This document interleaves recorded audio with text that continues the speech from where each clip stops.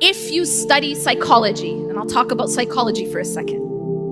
If you study psychology, especially modern positive psychology, there is a big emphasis now on well-being and the study of happiness. And they've moved away from abnormal psychology, figuring out how the human being can break down and figuring out how to fix it. And now there's a lot more emphasis on increasing well-being and happiness.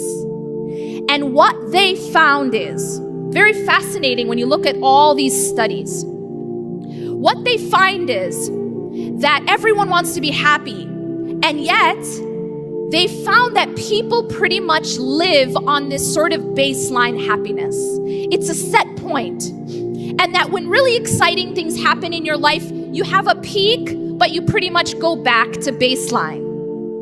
And similarly, when something difficult happens in your life, you have this, this low, but you pretty much come back to baseline. And this baseline is not so easy to change. But they found that there are two reliable ways to increase the baseline. And what are those two reliable ways? Number one, service to others.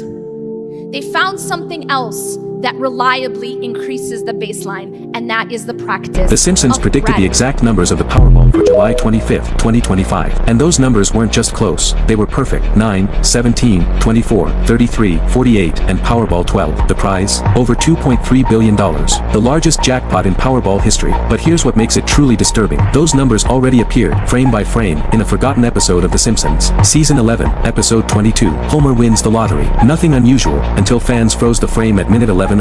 In his hand, a crumpled ticket, and on it, the same 6 numbers, same order, same combination, 16 years before it happened. But it gets weirder. On the floor behind Homer, there's a newspaper. Most people missed it, but one line stands out: winning ticket from July 25th, 2025 disappears without a trace. The episode ends with Homer waking from a dream. He whispers, "You have to warn them before